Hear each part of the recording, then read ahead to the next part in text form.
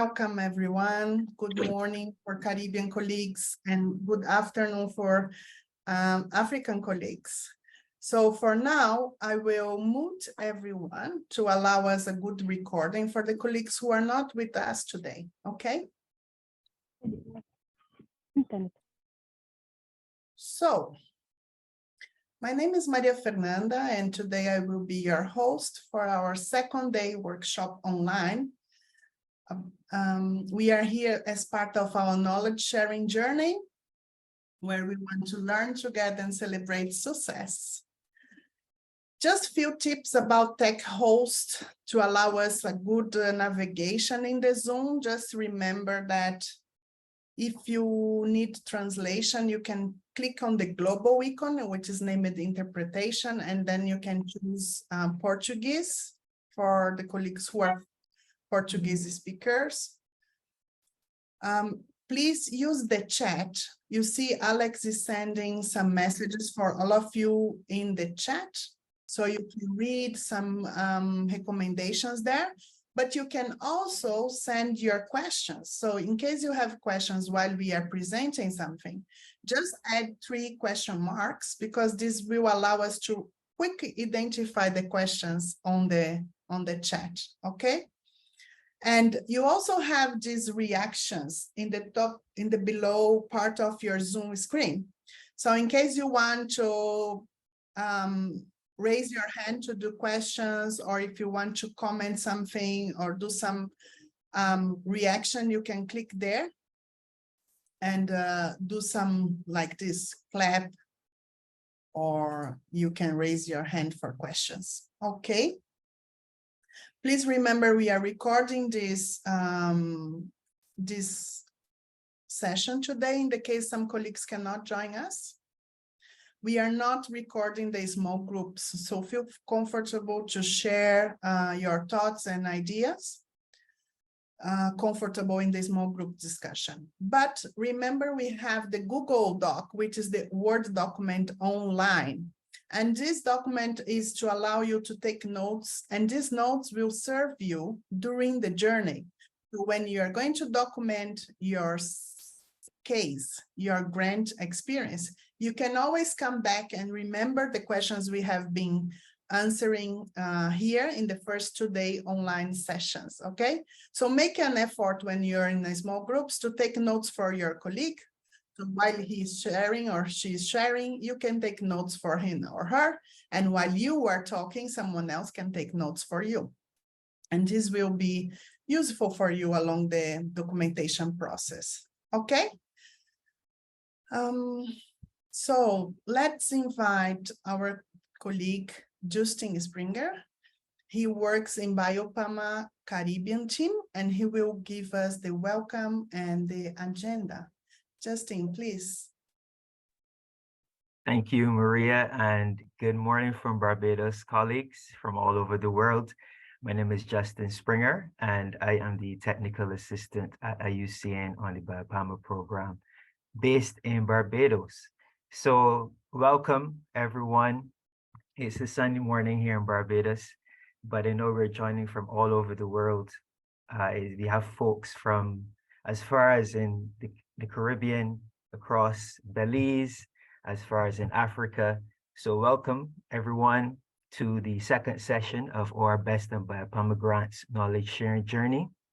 We are exactly 1 week away from Nairobi. And so this is our second session where we intend to engage and share our experiences as we prepare for the big workshop that's coming next week. Before we get into the workshop and the online session, we have to cover several points and several things. So let me just share the agenda with you for this morning.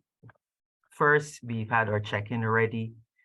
Following, we will have the panorama solutions. Then we will have a short break, followed by the after action review. Then we will have the best wishes, where we wish you a safe travel to Nairobi. So what we want you to do is to be engaged, to participate, to speak with your colleagues, and we look forward to having a very engaging session. At this point, I will turn back over to Maria, and she will guide you through the rest of today's proceedings. Back over to you, Maria. Thank you very much. So colleagues, like last time, we always start with a check-in. So now we are going to ask you to do a very quick exercise using your screen on Zoom. So I will share my screen and you will be invited to add a circle on the map to indicate where you base it, and then you can add a test with your name near to it. Okay, it's very easy. Don't worry. I'm sharing now the map.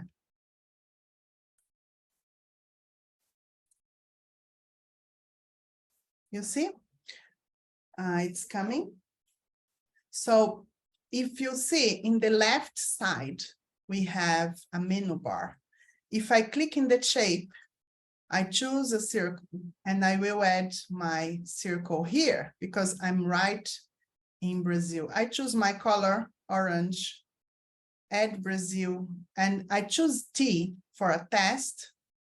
And right here, I will say I am Maria. You see? So it's quite easy. Don't worry, just add, don't touch my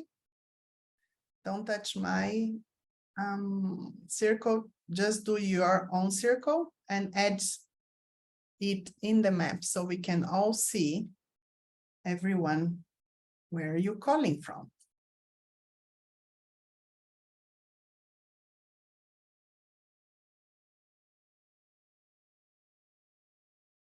Colleagues, when you do the circle, please choose a color so we can clear see you.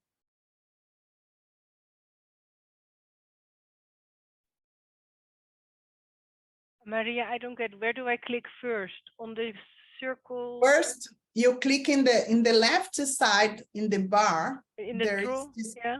You see this menu that I'm showing here with my mouse?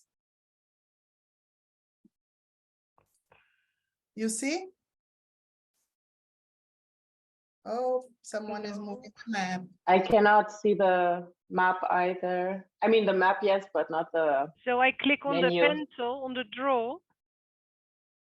Yeah, in the left side, yes, there is a menu where you have a pencil, a circle. Yeah, you just click in the icons, in the shapes, and choose one shape and add. Okay, I see, yeah. Okay, and then where's my shape gone? No idea. Oh, okay, probably this one.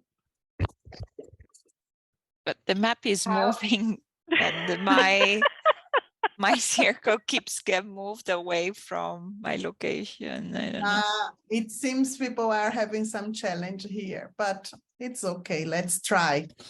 You can maybe just write a test with your name and oh, someone erased our map. What's going on? I can't see there it is, yeah. Let me block. Is this me or I don't know where I am. Okay, more, no. Fernanda, I can click on the circle, but my name doesn't appear. How do I do it? You see the T for test. If I click in the test, you bring here and you just click. It's just one click, people. You just click once in the shape and go directly with the mouse and click there and disappear. And you click in the T just once. Oh my God. It's not okay, so. It's not working. Oh, okay, I see. Okay, I see now where I am. Okay. And now we have two maps. I don't know. Someone is moving the map. You see? Oh dear, okay. Why don't I have a circle outline? Shape, I choose circle. Let me. Okay, I'm not finding. Yeah, me neither. It's okay. It's okay, people. It was just a tryout to be fun, to put our contacts there. It seems not working. But because we have your name, I will prepare the map for you. Okay? Yeah, good idea. So I will close the board and I will ask you to close your mics, be muted. Just when you want to talk, you can raise your hand so the recorder will be for everyone. Okay. So let's move now for the second session, which is about panorama solution. So I will invite Marie to guide us through the next session. Please, Marie, over to you. Thank you, and welcome back, everyone, from my side as well. Good to see you again. So give me just a moment to share the slides. Oh, sorry, just a second.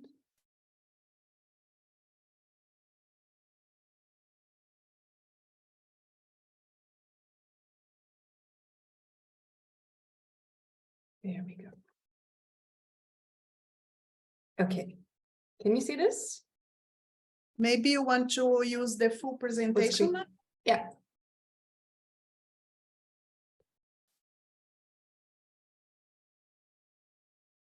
Okay, so let's start with a quick recapitulation from our first online session, where we also had a session on panorama solutions, if you remember.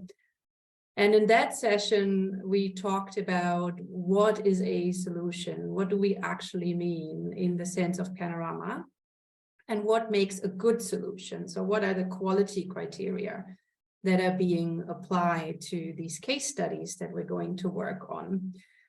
We also started to discuss how we actually frame our solution case study. So how can we move from general storytelling, which we likewise did in the first online workshop, towards actually defining a case study? And today we're going to build on this, but we will delve a bit deeper conceptually. And I would like to outline some key principles that are intrinsic to Panorama's approach and to this capitalization journey. We are also going to continue working on your own examples. So that means that we will revisit the small task that I gave you last time, if you remember, and we will have a discussion in groups again. So a first concept that I would like to touch on that is really fundamental to our approach is the idea of learning from solutions. And actually, learning from failure has a really good reputation and is very much integrated into most modern societies. We are being taught that we should celebrate failure and we should learn from it. And there are countless quotes that illustrate this, such as this one. Another one that I like is failure sucks, but instructs.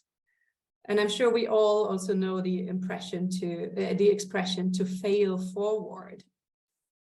So this idea of learning from failure is the subject of countless graduation speeches, management courses, or self-help books. And there is really a lot to be said for it. However, I would also like to share this little snippet. So this is research that came out a few years ago and was a very widely quoted study, which showed that actually, contrary to common beliefs about learning from failure, you can learn more from success. And at least in this particular experiment, failure actually did the opposite. It undermined learning.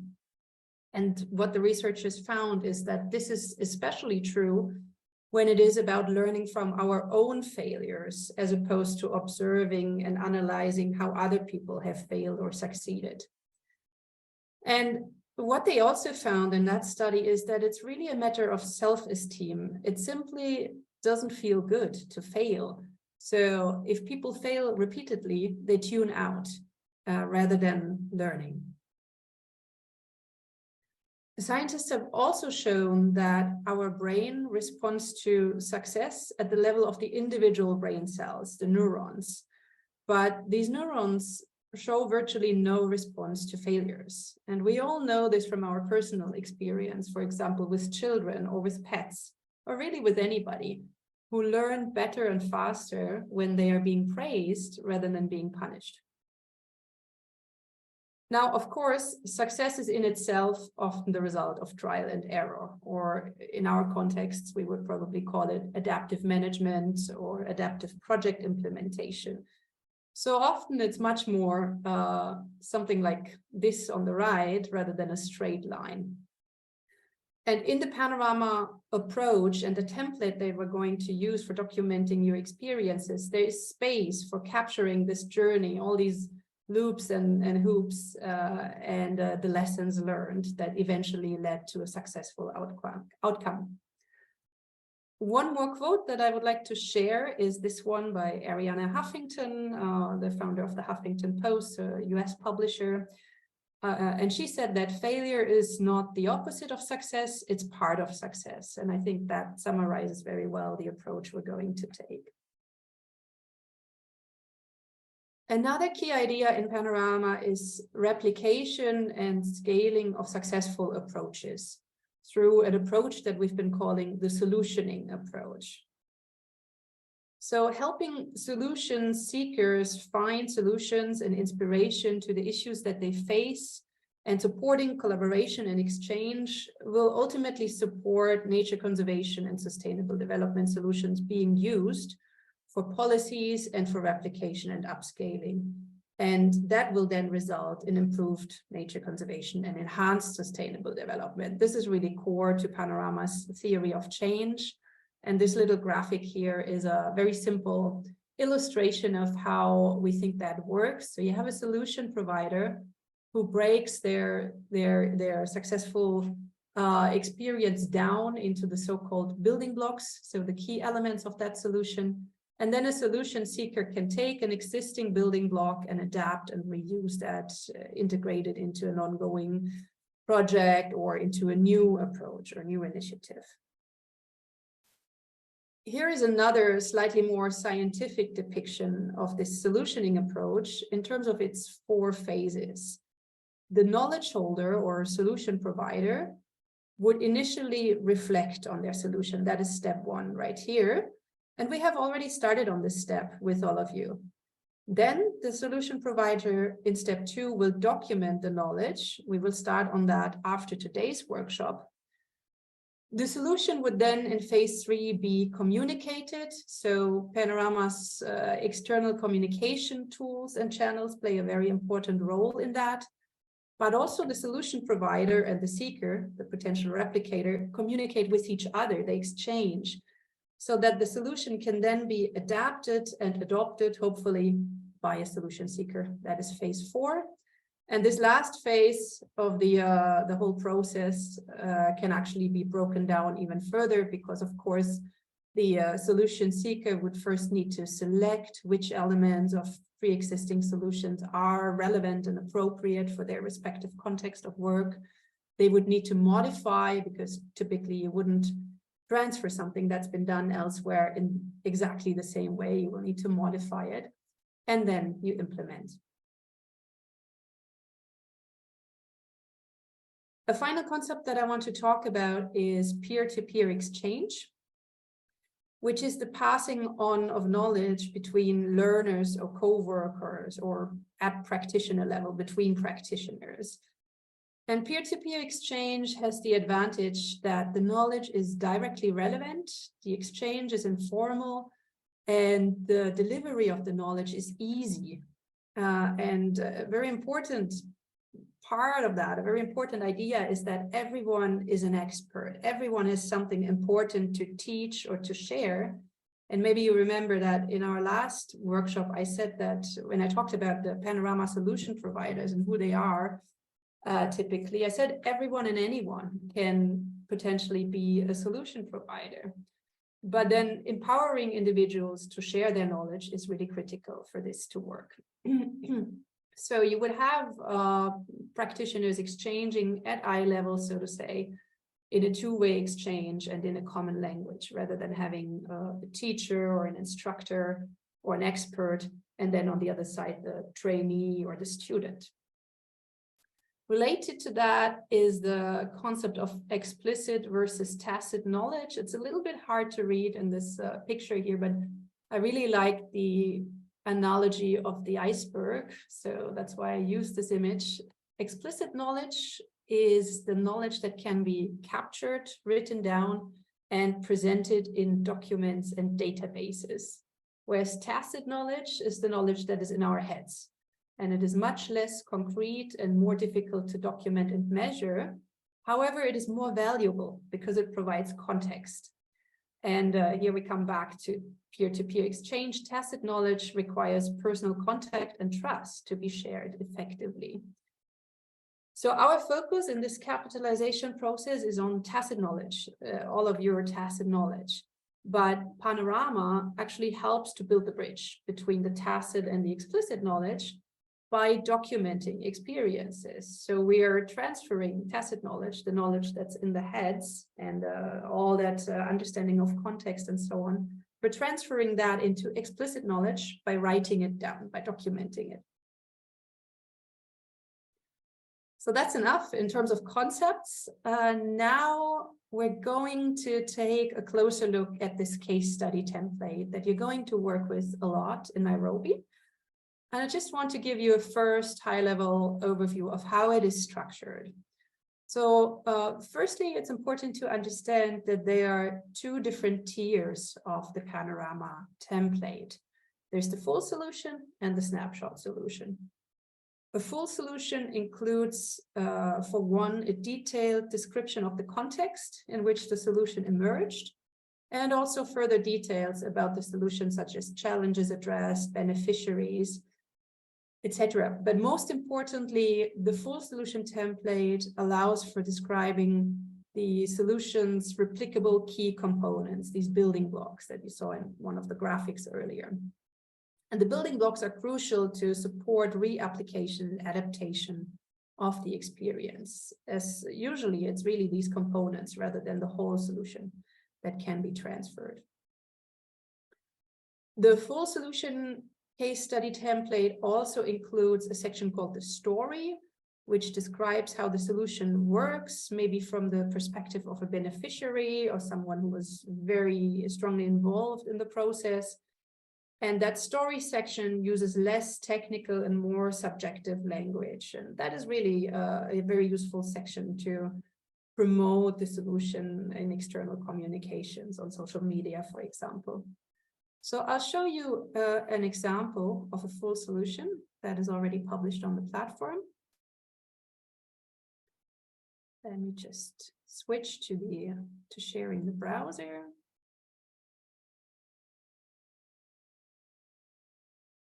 Okay. I believe now you can see my browser with the solution example. So you see in the top section of the description, you have a photo, the title of the solution, of course, and some information about the solution provider and their institution. Then there's a section called the summary, which is the solution in a nutshell. You have a number of tags to classify the solution into various categories or according to various categories. Information about the location, including a map. Then a section on the underlying challenges that were addressed, the beneficiaries, and then, of course, the building blocks, these key elements of the solution. Those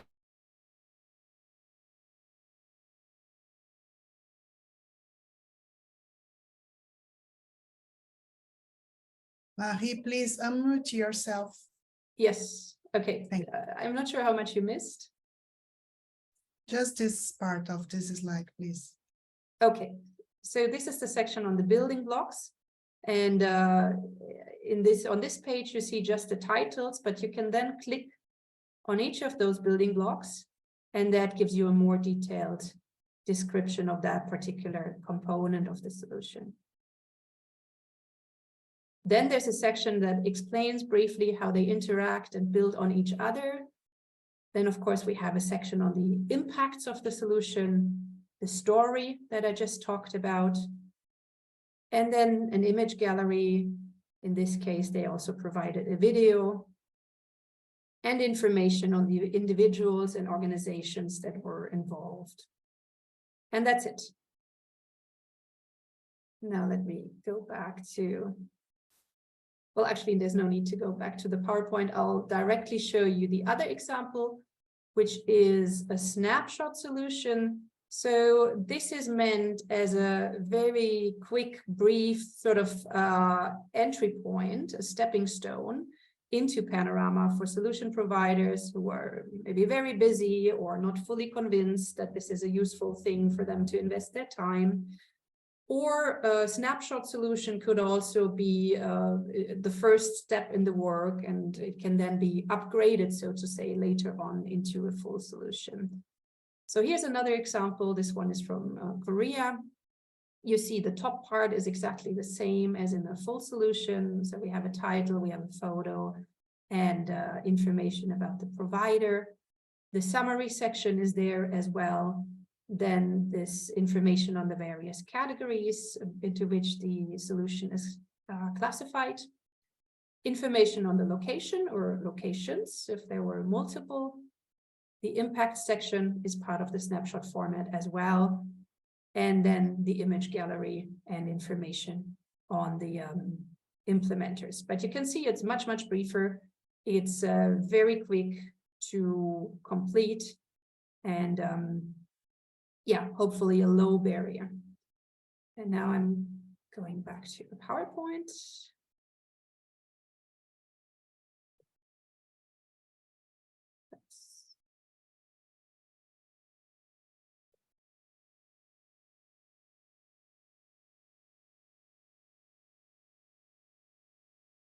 Okay. So in the capitalization journey, we are working towards ideally having full solution case studies from as many of the grants as possible.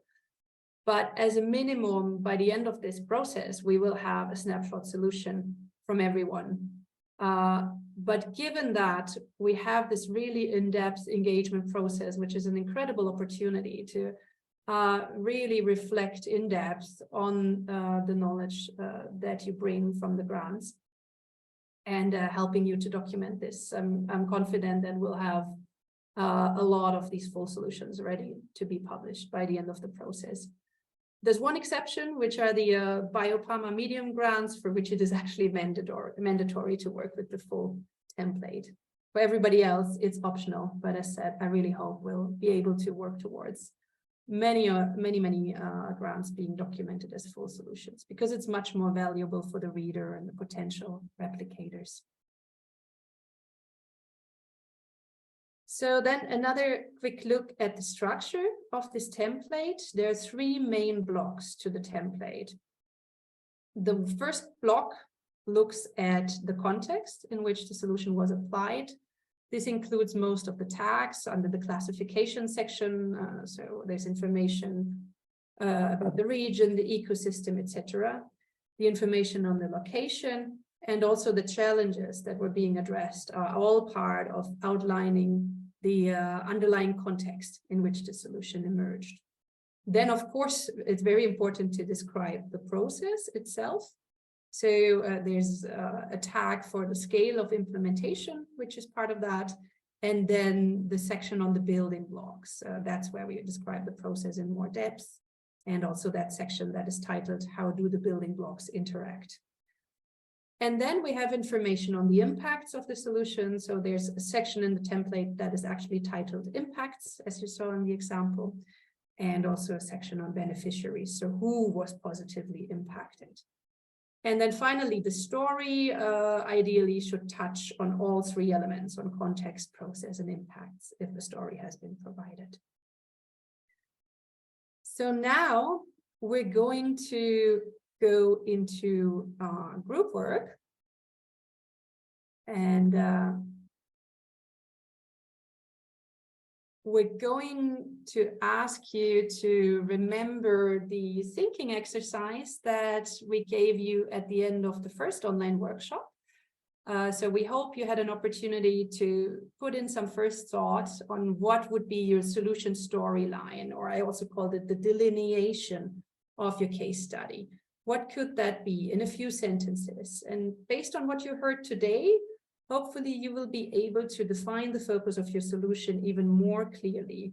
So we're now going to put you in small groups of 3 people each, and you are invited to describe the solution from your grant and really try to make the next step as compared to the group work we had in the last session where we did the storytelling, which was very open and free. I think by now you'll be able to be more concise, more to the point, and clearer on what would be the focus of your case study. How would you describe that in a nutshell? So everybody will have just 5 minutes in the groups, 15 minutes in total, to describe your current thinking about your case study to your peers.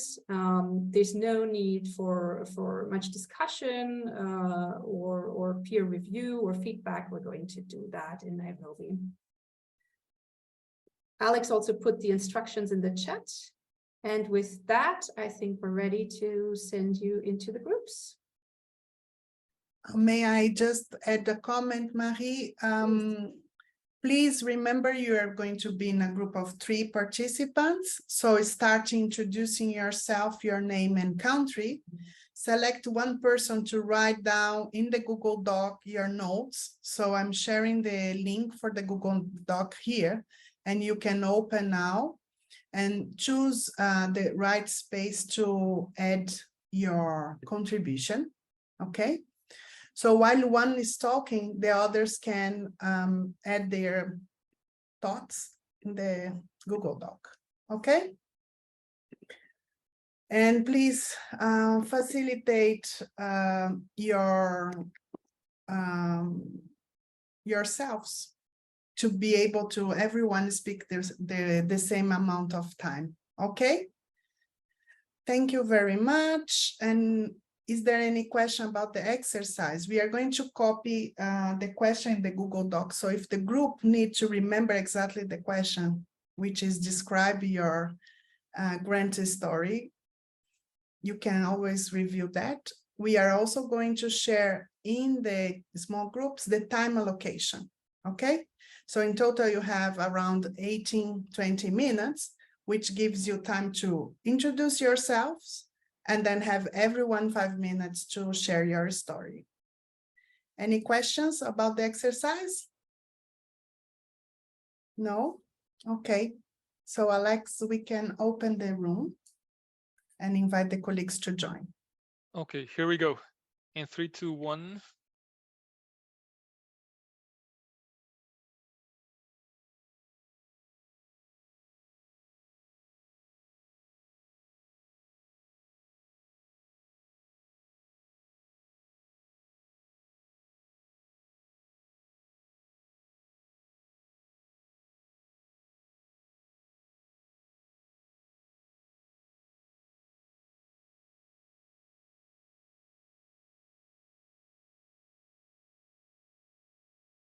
Let us help. I think Gift need to join the group, please. And CP282 seria o colega de Moçambique? CP282.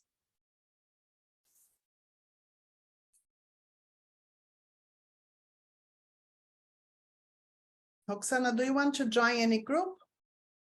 Sandra, do you want to join any group? Hello. Hello. No.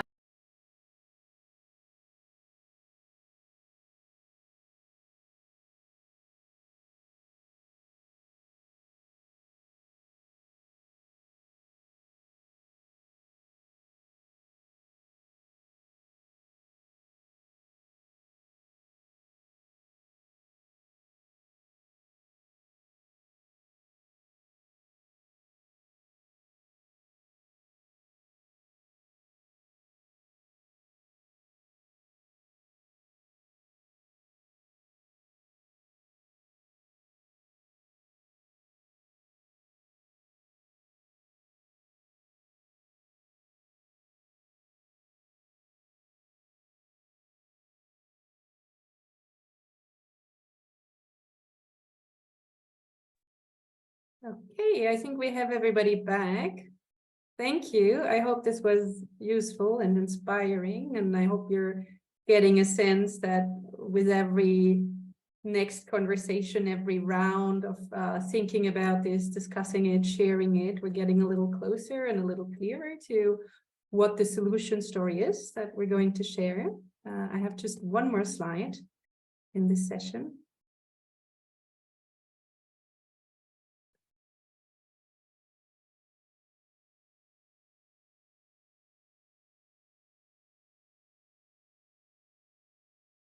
And this is again, sorry. Again, a little task between now and next week when we all meet together in Nairobi. I know everybody is very busy getting prepared for the trip, having lots of things to wrap up for your regular work and packing your bags and preparing the travel. But at some point, it's important that we start putting something on paper. So from reflecting and sharing orally, that we start writing down. And now would be a good moment to start doing that. So based on this initial delineation or nutshell sort of description of your solution case study, please try to capture a first summary of that in the section that is called summary or abstract of the Panorama solution template. You will find a folder for each of your grants on the Google Drive. We're putting the link in the chat. And in the folder for your grant, by the end of today's session, you will have an empty copy of the Panorama solution template, the long version. And there at the very top, there's this section called summary. So, of course, throughout the rest of the capitalization journey, we're going to populate the entire template. But between now and next week, please write down just a few sentences in that summary section based on where you stand right now. And this can, of course, be revisited and revised as many times as you want. Nothing is final whatsoever. But before you arrive next week, try to put something in writing. So before day one of our workshop.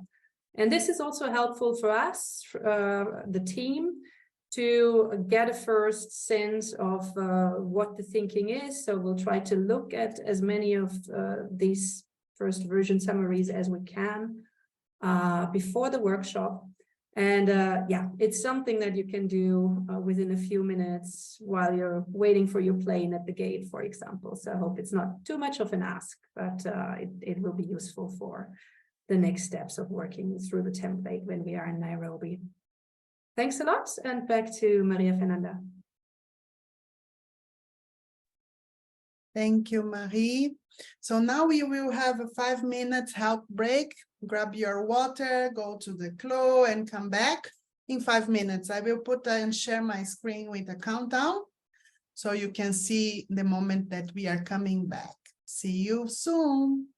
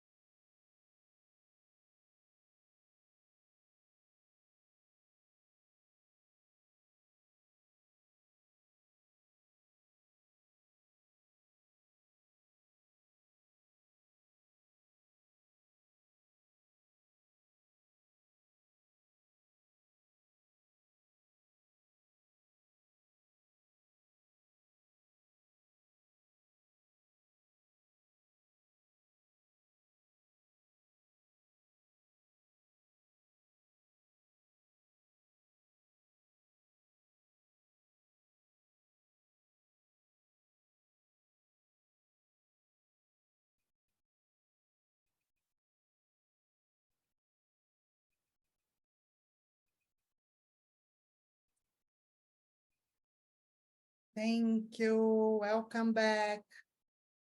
Hello, colleagues. You can open your camera again and be with us. Thank you. I hope you are enjoying our session today. How is it? Are you motivated, energized, excited to join us in Kenya? Yeah, thank you for these nice reactions. So now we are going to do an exercise that's very common generally in the evaluation environment, but this could be also very helpful for us. The methodology is named after action review, which is basically when you are at the end of the sessions of work, in the end of an implementation phase, or in the end of the project, which is the case for many of the grantees. We stop and look back to understand what did we plan when we were designing the project. We had some ideas, we put on the paper, we present a proposal, and we plan to do things, but not necessarily everything happened like we planned, right? This is life, that's completely normal. So we are going to do this after review to try to understand what we have planned and what happened. And if there is any difference from what we planned and implemented, why this happened? Could be many reasons, could be linked to crises like COVID, could be linked to change of staff, could be linked to weather situations, could be linked to changing priorities. I don't know, but you know, and we want to know. So basically the after review is trying to understand from what you planned, what really happened and why was this difference, okay? And we also want to know why or which factors contributed to it, okay? So now we are going to divide you in new groups and you are going to share with a bit more of time on these questions. You can again use the Google Doc, and this is not mandatory for any of the sessions of the workshop, Panorama or this one. But if you feel comfortable to help your colleagues and type notes, sometimes people get even more concentrate on what we're saying or has been said in the group, but it's not mandatory. If it helps you and you can come back to these notes afterwards, this may help you in your documentation process. So we are going to create groups of 3. Remember to reintroduce yourself if you didn't know yet, all the colleagues in the room. Agree on who is going to start. Everyone has around 8 to 10 minutes to share what was planned and what really happened. And if there is any difference, why is different from what you planned, what happened in the way. Could be an opportunity that appear, doesn't need to be a challenge or a problem, right?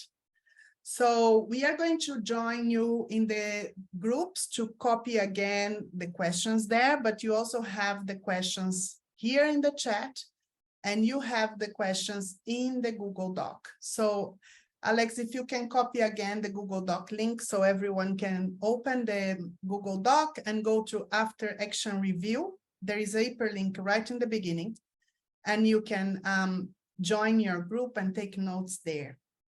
Okay, so any questions about the exercise? No? Okay, so let's start. We are going also to send some notes to share when your few minutes pass, so you can change the one who is going to share the story. Okay, Alex, over to you. All done.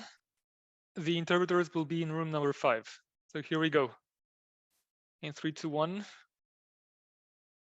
Thank you.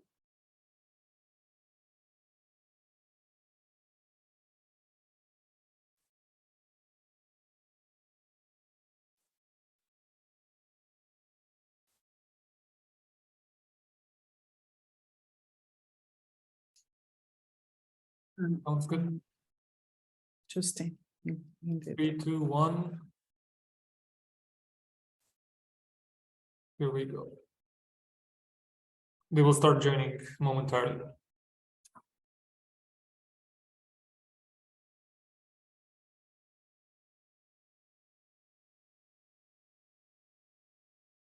Welcome back.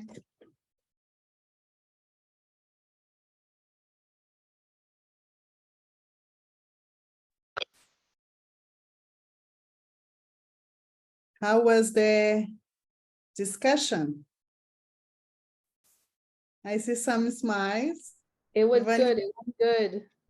Yes? What did you learn that was very interesting? I learned that we have some very great organizations that achieved all their milestones. So despite all the challenges and setbacks that they have, so it's very, you know, a breath of fresh air to see that despite COVID and all the, you know, challenges that we have, that everything was able to be implemented. Great, that's great. This is why we are here to learn together, but also celebrating our success, right? I also saw that Ingrid was smiling, very beautiful. So what did you get? What did you notice, Ingrid? You know, what I learned, as always, is how similar our experiences are.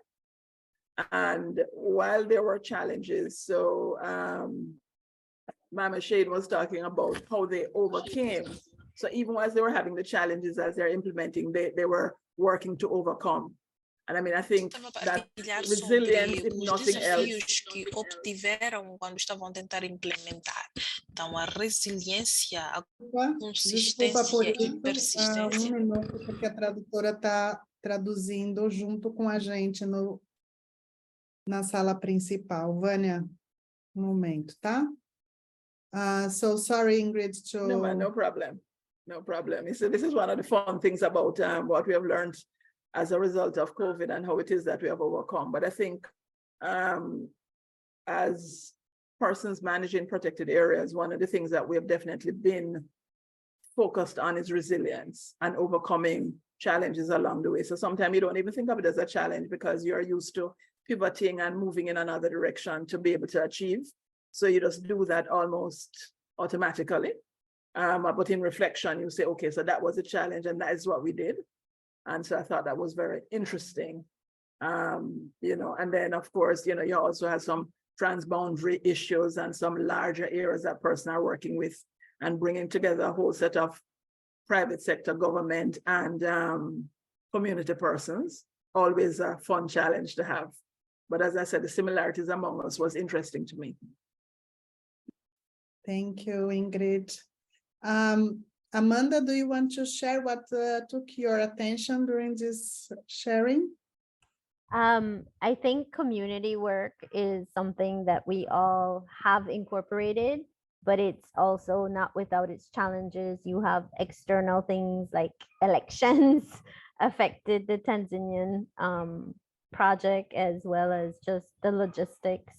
Our case was similar. Due to COVID, it was communities and how do you still reach? So similar to what Ingrid said, there's always similarities, but at the end of the day, it's how you get it done. So I think it was interesting. Thank you, Amanda.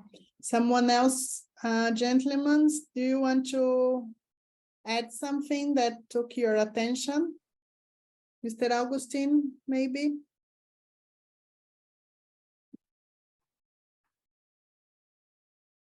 Hi, sorry. I missed your question. What took your attention in the exchange that you just had? What you learned, what you appreciated?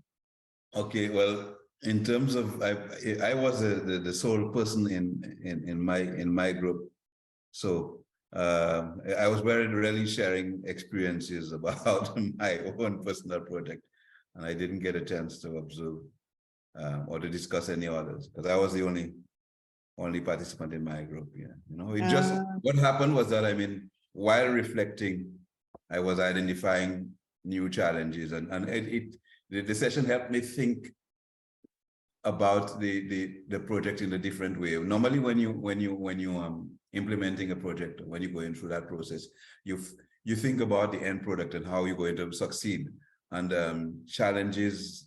Things like challenges really come after you've implemented, and you know, I mean, and you're looking back. So that moment, you know, in the group allowed me to go through that process and while I was doing that, I was coming up with novel, you know, challenges, you know, I mean, and thinking about a project in an entirely different way, actually. Yeah, recognizing that I came in, you know, I mean, halfway through implementation, and that in itself is a challenge because normally when you start a project, it takes you some time to understand, you know, who you're working with, and not just starting the project, but entering a new work environment. And that was my situation. Yeah. Yes, and in generally when we talk, we hear ourselves, and then we can improve our documentation based on that. This is why we are doing these exercises. One, to reflect on our own experience and hear, and someone is hearing and taking notes, and indeed you say, oh, but was not exactly like this. Let me improve the way I'm communicating that. And next time I will invite our IUCN colleagues to also share what you have planned in the grant mechanisms and what really happened and why this change happened in the way of the implementation, not just about the grant project level, but we can also share our experience in managing the grant mechanisms, okay? So we have Mama Shani, do you want to share something before we move to the next session? Thank you very much. I just wanted to share what I learned from our breakup groups, and that I learned that we are engaged in different projects, and some were medium scale, some small scale. Like mine was a small scale project, a very small project on capacity building only. And I have learned that some projects are already implementing some of the activities when we are still trying to mobilize funds to implement some of the activities. Of course, we have different challenges. At some point, we have similar challenges. Like we had a similar challenge with Jamaica on the delay of the release of funds. And of course, some challenges will be different because we have different activities that we are implementing. Thank you very much. Thank you very much. So let's move to the next session. So please pay attention because we are going to give you very useful tips and information for a safe travel to Nairobi. We are going to meet on 2nd of May there, and we hope that you all have a safe travel and get well prepared. So please, Justin, guide us on how to get there. Sure, thanks, Maria. So let's have a look at some of the key recommendations that we need to be aware of as we prepare to head over to Nairobi. So firstly, you should have all received your electronic tickets from your respective IUCN focal points or the respective travel agencies. We would like to request that you make sure that you arrive on time for your flights to avoid missing flights. And the official international check-in time is usually 2 hours before departure, but we would recommend that you arrive even earlier just to be on the safe side. As it relates to visas, for those of us who require e-visas to enter Kenya, you should have already received your visas by now. If not, we would advise you to inquire immediately through your contacts that you provide at least at the following link. And I think Alex will paste this link in the chat to ensure that you get your visa application in so it can be processed. Please note that visa payments can only be done through credit cards. As it relates to your immigration letter, for information and entry of all delegates into Kenya, there is a nominated letter that will be emailed to you by your regional focal points. This letter is different to the one that was sent to those who needed to apply for the visa. Just remember to print this letter and bring it with you together with all your other travel documents, among which we advise that you include the confirmation letter from the hotel, which was provided to you to apply for your visa. As it relates to the venue will be the Windsor Golf Hotel and Country Club, and this link will also be pasted in the chat.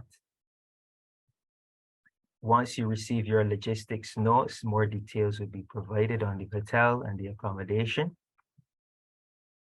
As it relates to airport transfers in your home countries, please be advised that airport transfers in your home countries or countries of origin will only be reimbursed on the receipt of a valid invoice. So we're going to ask you to please bring this receipt with you and your flight boarding pass to register on the first morning. So make sure you have your receipts when you get your taxi, even if sometimes the taxi drivers may not have their own receipt book. So just to be on the safe side, sometimes we walk with receipt books so that we can get the receipt.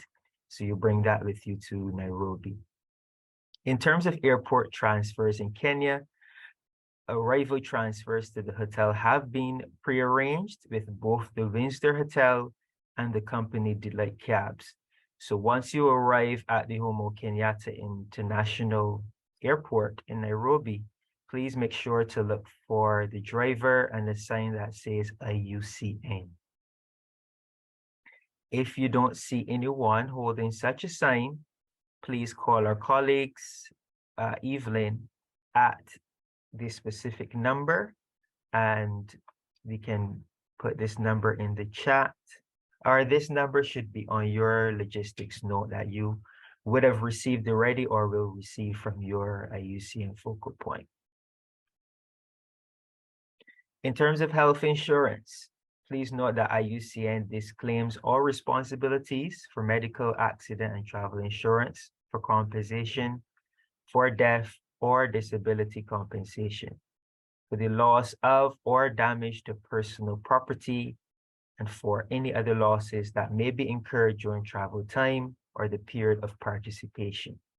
In this context, it's strongly recommended that participants secure international medical accident and travel insurance for the period of participation before departure. Rest assured that all delegates will have support from the original team in any situation that requires medical attention. So in terms of your laptops, please make sure that you bring your laptops, as this will be very essential for the workshop so that you can work, you can respond to the workshop demands, whether it's the different activities, taking notes, or writing your various panorama solutions. So fun fact, we will be visiting the Nairobi National Park. You know, as we're traveling so far across the world, it's a really great opportunity to visit the national park. In terms of this site visit, please note that the visit is scheduled for the Thursday, the 4th of May. We will depart from the hotel as soon as the morning workshop session has finished. So this is around 12:30 in the middle of the day. Please know and remember the following in terms of preparing for that visit. So delegates are required to attend the morning's work, wearing your attire that is suitable for the visit to the park. So this will include a safari game drive. And for the sake of time, we will not be allowing time to return to your room to change. So we're asking that everyone comes already dressed and prepared for the site visit. Make sure that you provide yourself with effective protection against mosquito bites during the visit to the park. Make sure that you have suitable sun cream for UV protection. And also the organizers will provide all delegates with a cap for UV protection. In terms of communications, there will be several WhatsApp groups created. So this would be to the discretion of your regional coordinator to create a designated WhatsApp group for communication, providing support and guidance before and during the event. So what do you bring? You're coming all the way to Nairobi, and we're going to ask that you bring several things for the workshop. So we're asking that you bring something that can inspire us, something that's fun, whatever that will be. We're asking that it's, you know, something that's interesting, like a nice gift. Bring your personal computer, your adapter, and the adapter information will be in the logistics note, so pay attention to that. Also, we're asking that you bring relevant information for your project. So key project documents, including photos, videos, voice recordings, printed materials, communications materials, any reports that you may have had throughout the project that can provide substantial evidence for the workshop. We're asking that you select the 3 best photos from your project grant for our photo exhibition.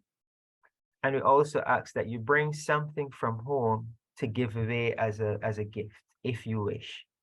It should be something ideally that you already owned, not necessarily bought specifically for the occasion. So it may be something that represents your country, something that's personable from you. I don't know if it's I don't know, like a rock or a piece of a leaf or something that has sentimental value that you wish to bring as a gift. So you can start to think about what you want to bring. We're also asking that you bring your sense of humor because we want to come. We are going to be doing some serious work, but obviously we're going to have fun as well. So we don't want everyone to be too serious and you don't want any grouches. So come with a good sense of humor, open mind, open attitude, willing to learn and willing to participate and learn from your colleagues, to think critically and to be committed to the process. Right? So that is it at this stage. I'm not sure if anyone has any questions before we continue. That's the moment. Please clarify any questions you may have before we travel to Nairobi. I have a question about this gift. Sure. Is it because you say you said if you want to share something, Yes. but are you also getting something, or is it just to show? Is it really to give away? I don't understand the point behind it. So I can cover, and then Maria, you can add in anything if you want. But I think the general idea of the gift is just to bring something that has sentimental value or meaning, personal meaning, to the event. And I think there's a special plan where we will, I don't want to tell too much, where we will have an opportunity to showcase that and share about that. So I believe that it would be a forum where the gifts can be given and received. But Maria, give more details if you want. Yes. I don't want to shoot myself in the foot. You can bring something very small. It's to share in a circle. It's something that it's from your home, from your project, your community. It's a memory gift. It's not a really important material gift. You should not buy anything for this occasion. Just choose something that has meaning for your work and the work you do. Like Justin can say, could be a stone from the beach that you work in a marine protected area. You see? So it's something that could remember us, where are you coming from? And you put some intention on sharing this in a circle with us. Okay? As we said, it's not to buy anything, and it's not something that you will distribute for 80 participants. It's one small object, something that is a symbol of your work. Can be anything. And does this also apply for us, IUCN staff? For all participants, yes. Okay, thank you. Welcome. Yes, Sabine, so no, not for everyone. It's just one symbol that you are bringing and sharing with us that is meaningful for you. It's not a gift to distribute to all participants, okay? And this information that Justin just shared, every project coordinator is going to share with you. And when I'm sharing also the Google Docs and the video for today, I will be copying the logistic notes. So if you didn't take notes of everything, you receive that from the email. Okay? So before we go, we have 1 minute. So let's do a very quick checkout. So please share on the chat or in the Google Doc. What did you enjoy today? What did you enjoy today? You can choose to share it through the chat or the Google Doc, and we will copy there. What did you enjoy today?